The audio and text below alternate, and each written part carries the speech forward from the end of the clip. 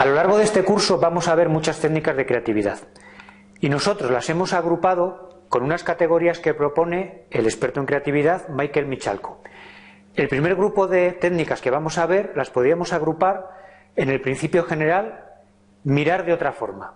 Esa es la idea general. Vamos a intentar mirar a los problemas desde otra perspectiva, les vamos a dar vueltas a los problemas para que, observando cómo quedan transformados el enunciado de ese problema, simplemente, aunque sea jugando con el lenguaje o buscando más información sobre el problema, eso nos puede llevar a tener soluciones más creativas. La primera técnica de creatividad es la de los 5 porqués de Toyota. Se le ocurrió a un ingeniero japonés de este fabricante de coches y trata de buscar las verdaderas causas de los problemas. ¿Cuál es la verdadera causa? La causa escondida que nos puede dar pistas para una solución mejor y más creativa. Esta técnica de los 5 porqués se usa día a día en el mundo industrial, en muchísimas empresas, porque realmente te ayuda a encontrar el origen de los problemas. Consiste en preguntarse el porqué de las cosas, no pararse con la primera causa aparente, seguir preguntando el por qué pasa eso. Por ejemplo, el mantenimiento en una industria, se rompe una máquina, ¿por qué? Pues porque ha pasado no sé qué, ¿y por qué ha pasado no sé qué? Y seguir preguntándose. El 5 es un número arbitrario, nos podemos hacer la pregunta 3 veces o 30 veces, depende del problema. Te lo voy a ilustrar con un ejemplo que está documentado y que ocurrió de verdad en una ciudad en Estados Unidos. Una ciudad que tenía un problema terrible con un monumento que estaba muy deteriorado porque se limpiaba muy a menudo con detergentes muy corrosivos, muy agresivos, y se iba estropeando la piedra. Bueno, pues había que buscar una solución a este problema. Se reunieron en el ayuntamiento, estaba la empresa de limpieza y dijeron, a ver, ¿cuál es el problema? Bueno, pues que el monumento está deteriorado. ¿Por qué?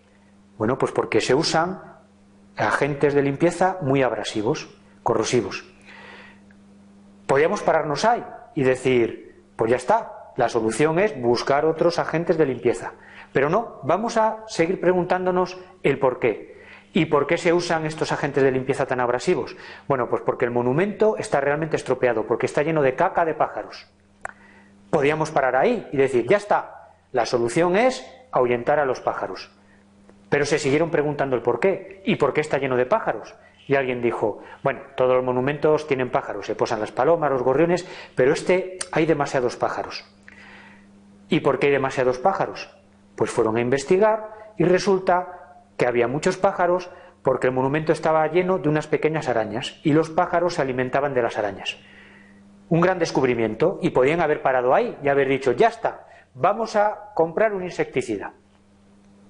Pero no, se preguntaron el por qué hay arañas. Fueron a investigar y descubrieron que las arañas se alimentan de unos ácaros. El monumento estaba lleno, tenía una gran cantidad de unos pequeños ácaros y las arañas se alimentaban de ellos. Pues ya está, vamos a comprar un insecticida para ácaros. No, se preguntaron el por qué está lleno de ácaros. Bueno, pues eran unos insectos que se veían atraídos por la luz. ¿Qué luz? Aparte de la luz del día, el monumento estaba iluminado toda la noche.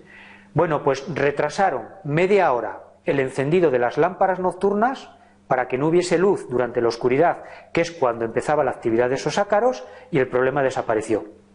Una solución gratuita, incluso se ahorraba dinero en iluminación, y que hubiera sido difícil llegar a ella si no nos preguntamos el porqué de las cosas múltiples veces. Nosotros podemos usar esta técnica para nuestros problemas. Tengo este problema, ¿por qué? ¿Por qué? ¿Por qué? Así hasta el final.